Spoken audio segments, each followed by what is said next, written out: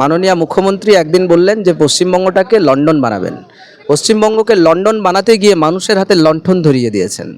সেটা সাধারণ আমজনতা থেকে শুরু করে যারা চাকরি করছে তাদের হাতেও লণ্ঠন, আজকে যারা রিটায়ার করেছে তাদের হাতেও লণ্ঠন ধরিয়েছেন। আর যে সমস্ত যোগ্য চাকরি প্রার্থীরা বসে আছে হাহাকার করছে যে তাদের চাকরি নেই, তাদের হাতেও লণ্ঠন ধরিয়েছেন। আজকে বলুন, শিক্ষা থেকে শুরু করে স্বাস্থ্য, সেটা থেকে শুরু করে সরকারের বিভিন্ন ডিপার্টমেন্ট, সেগুলোর কি অবস্থা, কোন জায়গায় গিয়ে দাঁড় করিয়েছে। শহীদ মিনারে আজকে যে আন্দোলন চলছে, সংগ্রামী যৌথ মঞ্চ আন্দোলন চালাচ্ছে, তাদের যে দাবি ছিল সেই দাবিগুলোর মাধ্যমে সরকারি ব্যবস্থার একটা উন্নতি করা যেত। এইখানেই আমাদের আন্দোলনটা সূত্রপাত হয়েছিল। সে জায়গায় এসে দেখলাম যে আমরা যখন কয়েকটা বিষয় নিয়ে আন্দোলন করছি, তার থেকেও অনেক বড় গভীরে যখন যাওয়া হলো, দেখা গেল সব জায়গায় নষ্ট হয়েছে পশ্চিমবঙ্গে। আমি ছোট্ট করে বলি, যেমন সবার প্রথম মানুষকে যদি দাস বানিয়ে রাখতে হয়, তাহলে শিক্ষা ব্যবস্থাটাকে আগে হাত দিতে হবে। কারণ শিক্ষাকে যদি নষ্ট করা যায়, মানুষের মধ্যে যদি তাহলে চেতনার জন্ম হবে না। তাই আজকে পশ্চিমবঙ্গের শিক্ষা ব্যবস্থাকে সবথেকে বেশি ক্ষতিগ্রস্ত করেছে এই সরকার। তারপরে যেটা হয়, মানুষের মধ্যে যেটা আসে, যেটা হচ্ছে স্বাস্থ্য। আজকে স্বাস্থ্যের অবস্থা কীরকম হয়েছে সেটা তো সবাই দেখতে পাচ্ছি। আপনারা বলুন তো, পশ্চিমবঙ্গের যে সমস্ত সরকারি পরিষেবা পাওয়া, অর্থাৎ যে সমস্ত হসপিটালগুলো আছে, সেই জায়গায় পর্যাপ্ত ডাক্তার নেই, সেই জায়গায় পর্যাপ্ত নার্স নেই, সেই জায়গায় পর্যাপ্ত ব্লাড ব্যাংক নেই। সেখানে রক্ত দিতে গেলে অনেক সময় রাজনৈতিক কারণেই হোক বা অন্য কেউ পছন্দের রক্ত না দিলে তারা রক্তও নেয় না।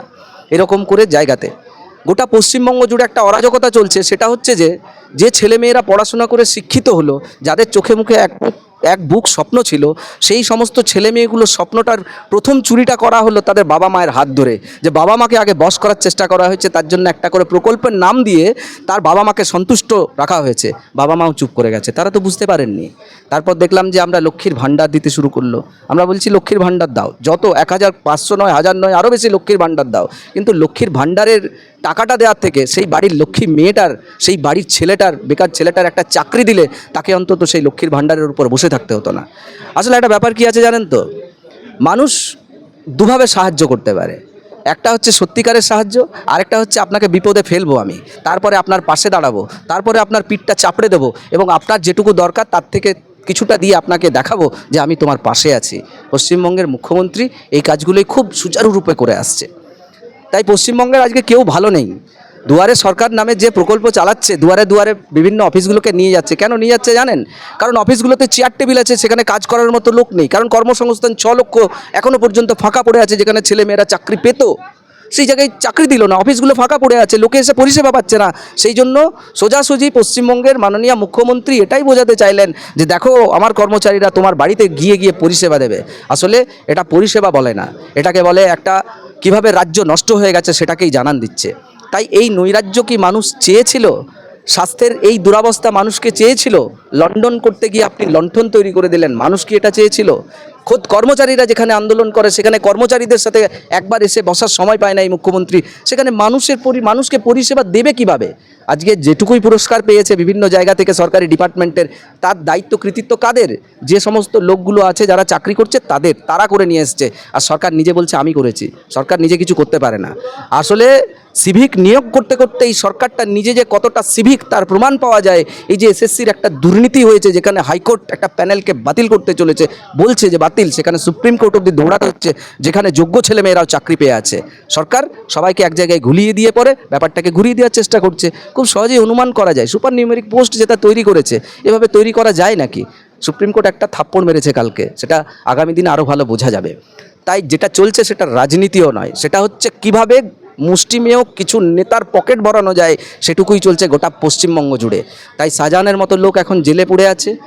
শিক্ষা ব্যবস্থার কথা কি বলবো, পুরো শিক্ষা দপ্তরটাই জেলে বসে আছে। পার্থবাবু জেলে বসে আছেন, ওদিক থেকে অনুব্রত, মানিকবাবু সবাই জেলে বসে আছে। অনুব্রতবাবু আবার শিক্ষার সাথে সম্পর্কযুক্ত নয়, উনি বীরভূমের কিছু একজন ছিলেন। সেই বীরভূমের বাঘ এখন মিউ মিউ করছে, ভাবতে পারছেন?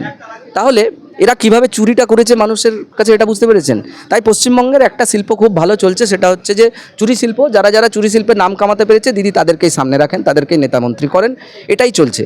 তবে এটা বেশি দিন চলবে না, কারণ এই আসল পশ্চিমবঙ্গটাকে চালিয়ে নিয়ে যায় এরকম যাযাবারের মতো 5 বছরের জন্য যারা আসে, যারা এরকম যারা অনৈতিক কাজকর্ম করে যায়, তাদের বেশি দিন মানুষ সহ্য করবে না। সময় চলে এসেছে, দিদিকে গুড বাই বলতে হবে। তাই নবান্নের জন্য একটা বড় তালার প্রয়োজন, কারণ ওই নবান্নের তালা দিয়ে পরে পশ্চিমবঙ্গের মানুষ তাদের পরিষেবাগুলো বুঝে নেবে। শিক্ষিত বেকার যুবক যুবতী তাদের চাকরিটা বুঝে নেবে, যারা রিটায়ার করে গেছে, যারা এখনও পর্যন্ত ডিএটা পায়নি ডিএটা বুঝে নেবে, আর আমরা যারা চাকরি করছি তারা নিজের যোগ্যতাতে চাকরিতে আছি, আমরাও ডিএটা বুঝে নেব। মানুষকে পরিষেবা দিতে হবে, যদি না পারো গদিটা ছেড়ে দাও, সোজা কথা সোজাভাবে। অ্যাকচুয়ালি কি হয় না, এগুলো হচ্ছে যে মানুষকে কিভাবে তাদের মাথাটা যেটুকু আছে সেই মস্তিষ্ককে বন্ধ করা যায়, সেই জন্যই শিক্ষা ব্যবস্থার উপর খড়গ নেমে এসেছে।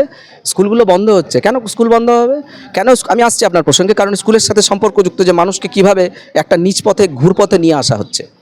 আজকে দেখুন, করোনার পর দক্ষিণবঙ্গে 50টার উপর প্রাথমিক স্কুলকে বন্ধ করা হয়েছে। স্কুলগুলোতে শিক্ষক নেই, শ্রেণীভিত্তিক শিক্ষক না দিলে সেখানে কেন লোকে পড়াতে আসবে? আপনাদের জানা আছে কি?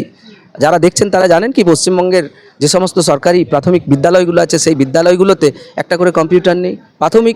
প্রাথমিকের বাচ্চা ছেলে মেয়ে যারা পড়তে আসছে সরকারের উপর ভরসা করে, আমাদের উপর ভরসা করে, সেখানে তাদের হাতে কোনো কম্পিউটার বা তারা মাউস বলে কী জিনিস জানে না।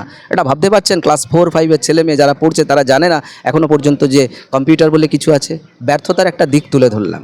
শুধু স্কুলগুলোকে নীল সাদা একটা রং করে দিয়ে পরে বাইরেটা চকচকে করা হচ্ছে। আর পোশাক কেলেঙ্কারি তো কী আছে মানে ওই পোশাকটা গায়ে দিয়ে রাখা যাবে না। সবথেকে অদ্ভুত, এই সরকারের মানে জোকার সরকারের মতনই প্যান্ট জামা ছেলে মেয়েদের কাছে যায়, একদিকটা এক কালার আরেক দিকটা আরেক কালারের, এরকমের জামা প্যান্টও আমাদের কাছে আসে। ভাবতে পারছেন? আর এইভাবে শিক্ষা শুধু নষ্ট করা নয়, পশ্চিমবঙ্গের ভবিষ্যৎ প্রজন্মকেও নষ্ট করা হচ্ছে। তা নইলে এই ধর্মতলাটা ধর্নাতলাতে পরিণত হতো না।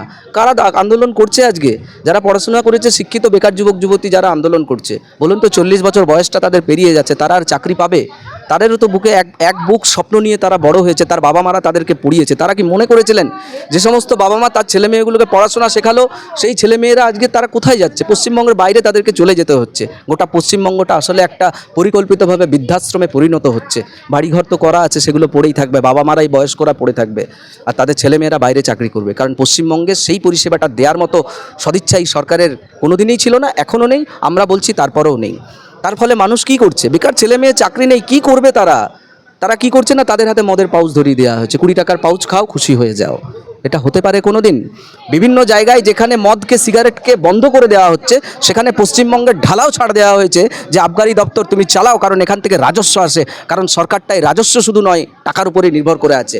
যেভাবে খুশি লুটপাট করো আর খাও, এটাই চলছে। তার জন্যই তো এইগুলো চলছে।